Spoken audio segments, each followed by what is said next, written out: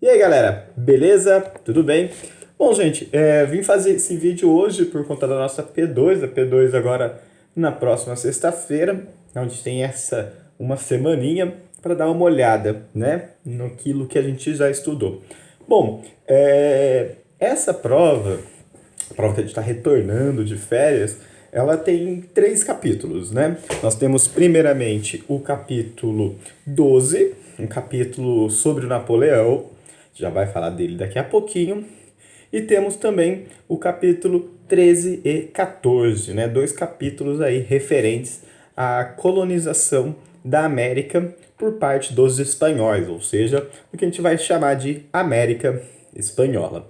Bom, então a gente vai falar primeiramente uns pontos para que vocês fiquem atentos para estudar isso durante essa semana, tirar dúvida comigo durante essa semana sobre o Napoleão, tá bom? Então vamos lá. Vamos começar lembrando que a França, no ano de 1789, ela passa por um processo revolucionário. Na verdade, inicia-se um processo revolucionário que vai durar 10 anos. Então, no ano de 1789, nós teremos o fim da Revolução Francesa. E como que se chega ao fim da Revolução Francesa?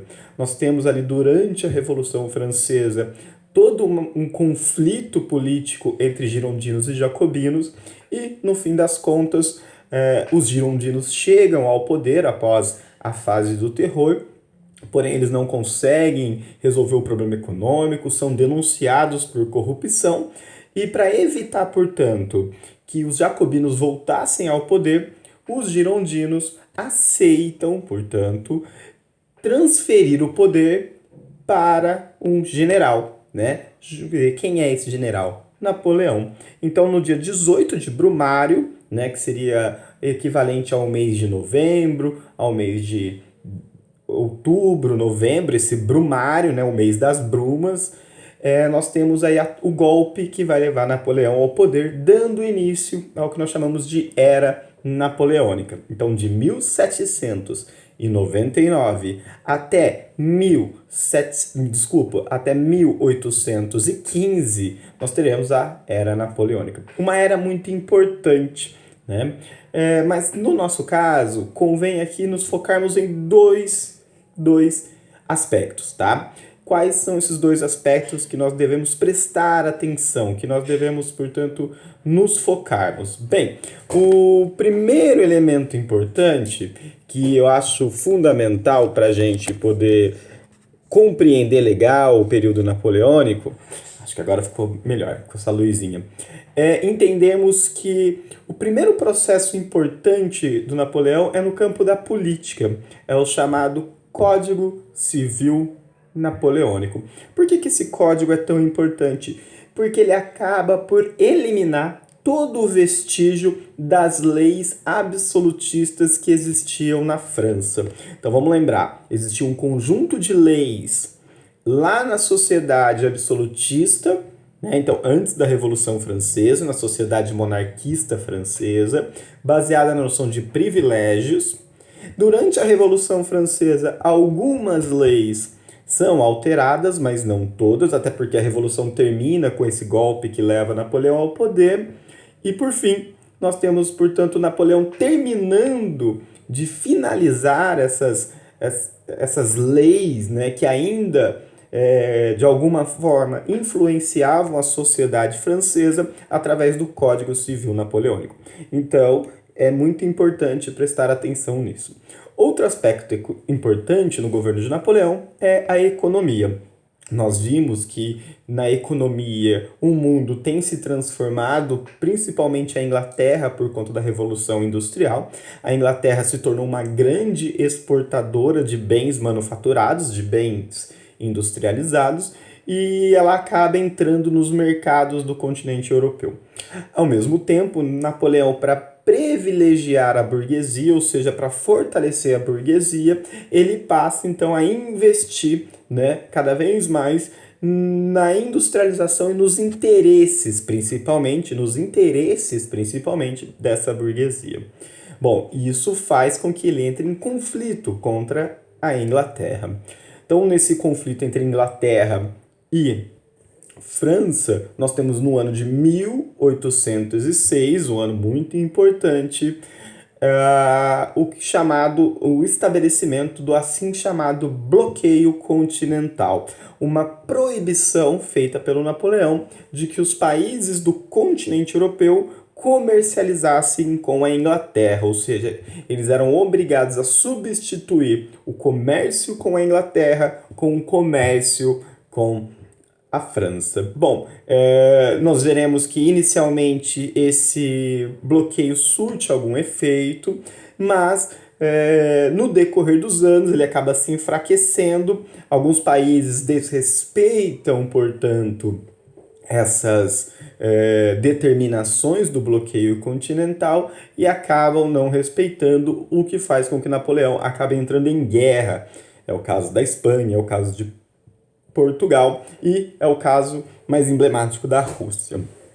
Bom, então essas guerras napoleônicas, né, que são ocasionadas principalmente pelo desrespeito desses países em relação ao bloqueio continental, vão enfraquecendo o exército de Napoleão, vão enfraquecendo o Napoleão e, consequentemente, vão levando Napoleão a um fim. Né? Primeiramente, Napoleão é derrotado ainda em 1814, ele é derrotado e preso, mas ele consegue escapar da prisão, retorna à França, governa a França por mais 100 dias e, nesse breve momento, ele entra em mais uma batalha, a chamada Batalha de Waterloo, né? Onde ele é derrotado pela Inglaterra e, finalmente, ele é preso, dessa vez ele não consegue fugir, onde alguns anos depois, na década de 1820, Napoleão morre, né? Napoleão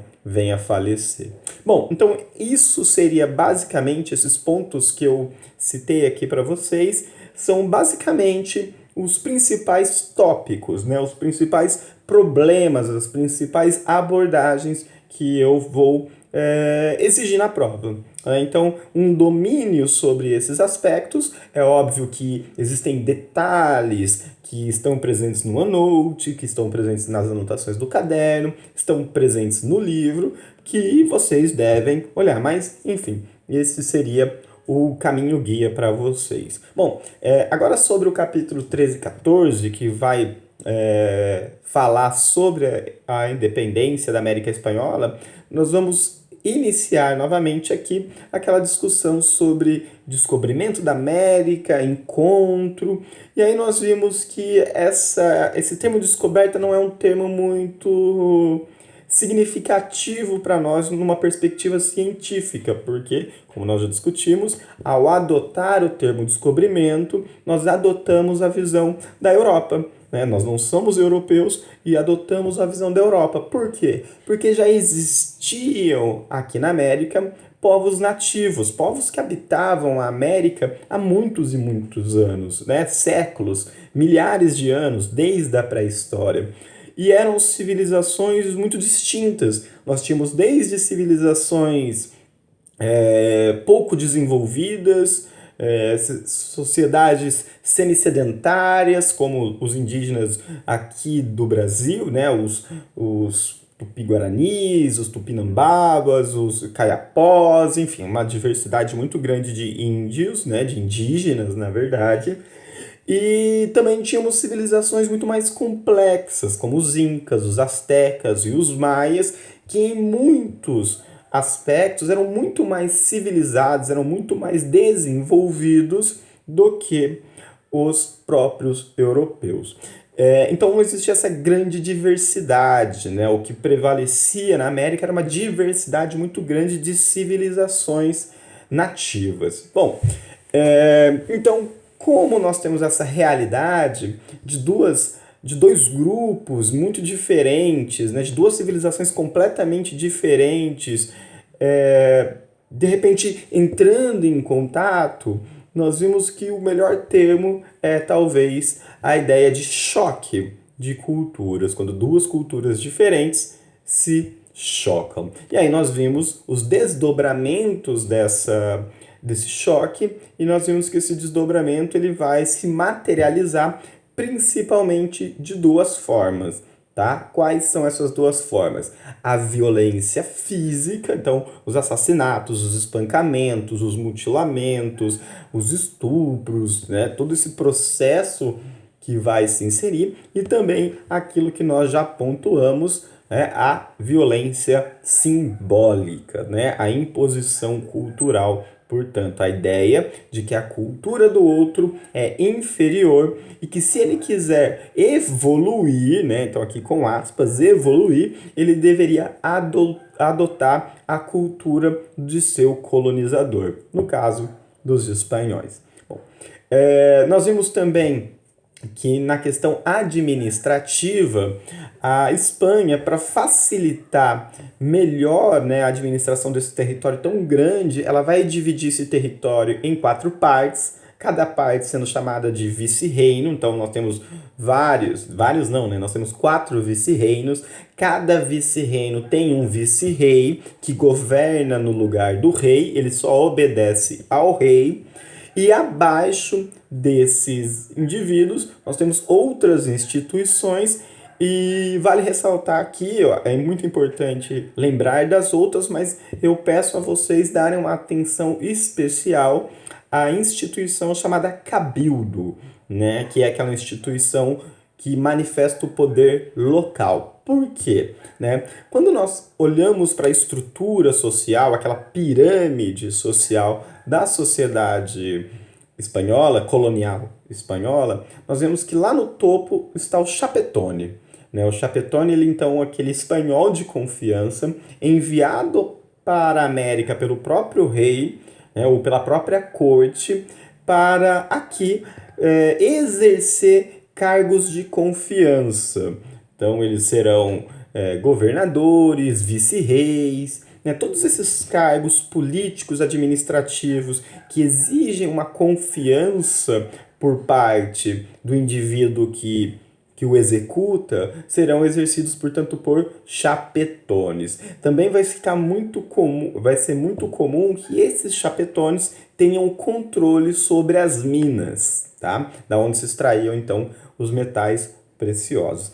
Abaixo desses chapetones estariam os crioulos, né? Lembrando aquilo que eu já falei para vocês, o termo crioulo tem um significado completamente diferente do significado que nós damos para o crioulo aqui no Brasil. Enquanto aqui no Brasil o termo crioulo está relacionado a uma palavra pejorativa, a um adjetivo pejorativo na hora de nos referenciarmos a um indivíduo de pele escura, na América Espanhola o crioulo seria a elite local, né? Então, muitas vezes ele era filho de um chapetone, nascido na América. Então o crioulo ele era americano, ele havia nascido aqui na colônia, então ele era rico, ele era geralmente da elite econômica, mas ele não tinha direitos políticos, tá? Então, economicamente, ele participava da elite, mas politicamente ele não tinha direitos, tá bom? Então percebam que os direitos políticos eram um privilégio dos chapetones. Havia um detalhe, né? A gente pode até falar aqui. O único lugar onde era possível para os crioulos exercerem um cargo político ou terem poder político eram, né, nos cabildos, nas câmaras municipais. Então eles podiam ter o poder local. Lembra que eu falei que cabildos eram importantes e era exatamente por essa relação com os crioulos. Bom, abaixo dos crioulos nós tínhamos os mestiços, né?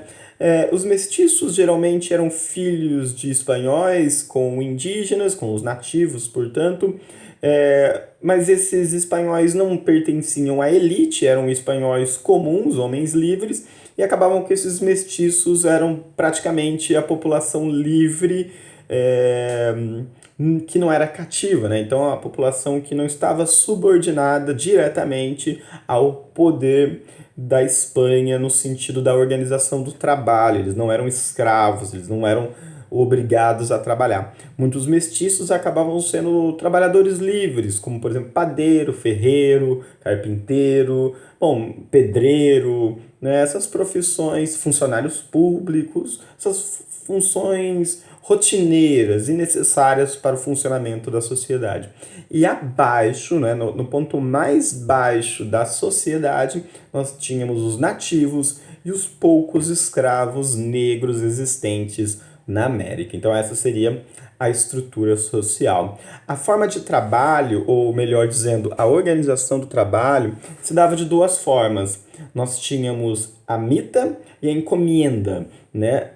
A encomenda era uma forma de trabalho compulsória, onde, uma vez que o indivíduo recebia do rei uma propriedade, né, um pedaço de terra, ele tinha controle e poder sobre a terra e sobre quem vivia nela. Então, se houvesse uma tribo dentro desse território, essa tribo acabava sendo controlada por esse encomendeiro.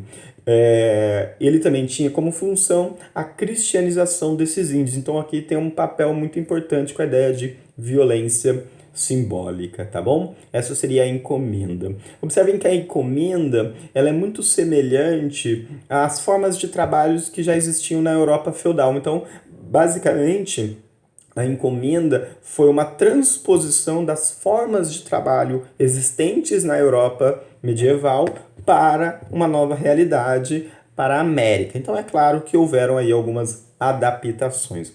Bom, a mita, ela já era um sistema diferente, era um sistema de sorteio, onde em determinadas épocas do ano, as comunidades nativas, comunidades indígenas, realizavam um sorteio interno, onde elas elegiam, na verdade, onde elas sorteavam indivíduos, pessoas, para que elas fossem levadas para trabalhar nas minas espanholas. Muitas vezes as minas eram distantes, eram muito longes, e acabavam que esses homens nunca mais voltavam, morriam de exaustão, enfim, acabavam não voltando. Isso acabou causando uma forte queda demográfica nas comunidades, né? Uma vez que grande parte dos homens adultos na fase produtiva, na fase mais útil da vida, eram deslocados para outras regiões. Então esse é um panorama da sociedade. Percebam que é uma sociedade desigual, principalmente entre as elites, entre crioulos e chapetones, e não é à toa que os chapetones vão, por conta disso, ficarem insatisfeitos. E aí eles vão liderar, os crioulos irão liderar os movimentos de independência. Desculpa. Então, nós teremos os movimentos de independência sendo liderados pelos pelos crioulos. Bom, e aí nós vimos que existiam causas externas e causas internas para a independência. Causas internas, aquelas que aconteceram na colônia ou na Espanha. Causas externas, aquilo que aconteceu no mundo, que de alguma forma influenciou na independência da América. Então, de causa externa, nós podemos citar aí a independência dos Estados Unidos, a Revolução Francesa, o pensamento iluminista, a Revolução Industrial e o próprio governo de Napoleão. Lembrem-se que na última aula, na aula da semana passada, eu expliquei isso de forma minuciosa na lousa. Então tem lá no OneNote para que vocês possam ali tirar suas dúvidas ou até mesmo compreender de forma mais clara. As causas internas seriam a desigualdade entre chapetones e crioulos devido à diferença de direitos, né? Ou seja, os privilégios que os chapetones tinham e os crioulos não tinham. Também o monopólio econômico, né? Ou seja, o controle econômico que a Espanha exercia sobre a colônia. Isso, de muitas formas, limitava o crescimento econômico da elite colonial, então dos crioulos. E, por último, uma questão indireta, né, que não está relacionada aos crioulos e nem aos chapetones, que é a questão da exploração de nativos e escravos. É muito importante isso porque, por mais que os crioulos liderem a independência, quem vai lutar, quem vai, então, cumprir o papel de soldado, será essa população, os mestiços, os crioulos, os mestiços, os escravos, os nativos. Então era importante ter uma demanda deles, e a demanda deles era essa exploração do trabalho.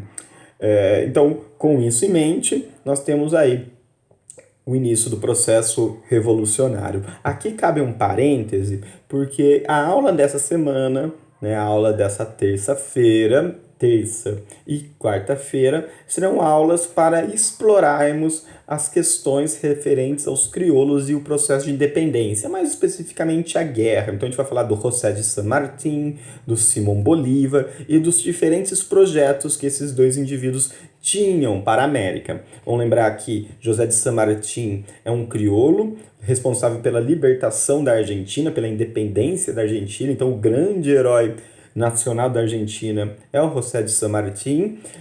Vou até levar uma foto bacana para vocês no note do José de San Martín, né? Na verdade, de uma homenagem, de uma estátua em Buenos Aires para homenageá-lo. E o José de San Martín, ele tinha uma ideia que defendia a formação de federações autônomas em toda a América, ou seja, que cada região da América formasse um país independente e autônomo, como de fato aconteceu, né? Nós temos Argentina, Chile, Peru, Venezuela, Colômbia, Equador, enfim, Bolívia, toda essa diversidade, Uruguai, Paraguai, toda essa diversidade de países que anteriormente eram todos uma mesma colônia da América Espanhola. Então, da mesma forma que o processo de independência dos Estados Unidos une as 13 colônias em um único país, o processo de independência da América Espanhola divide o território numa série de países. E o outro é o Simón Bolívar. O Simón Bolívar, ele é muito importante até os dias atuais, ele dá origem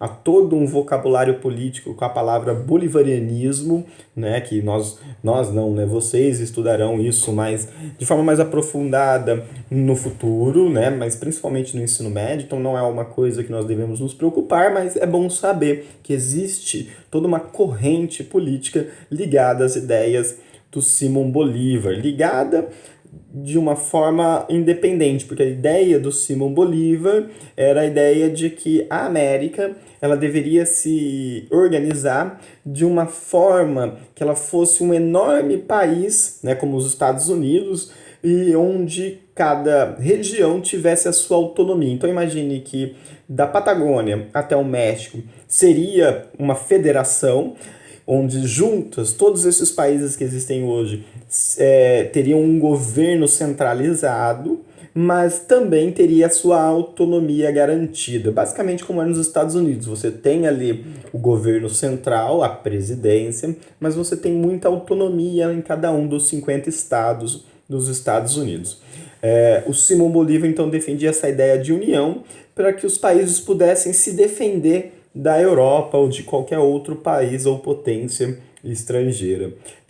Fica muito claro que as ideias do Simão Bolívar acabam não indo para frente, né? Os motivos eram bem claros. Os Estados Unidos não tinham interesse em apoiar essa centralização, essa união dos países, ia contra a doutrina Monroe, que a gente já estudou, a América para os americanos. O Brasil também não tinha muito interesse nisso, inclusive a gente vai ver, ele foi convidado a participar, mas o Brasil era um império, né? Então tinha um sistema político diferente, tinha escravidão e também tinha interesses territoriais, interesses imperialistas que acabavam indo contra os interesses do Simão Bolívar. Bom, gente, então isso foi um brevíssimo resumo, né? Um resumo bem sistematizado daquilo que a prova vai cobrar de vocês. Espero tê-lo ajudado, espero ter deixado mais claro para vocês os pontos, e é isso, tá bom? Um forte abraço para vocês e um bom resto de domingo. Até terça-feira.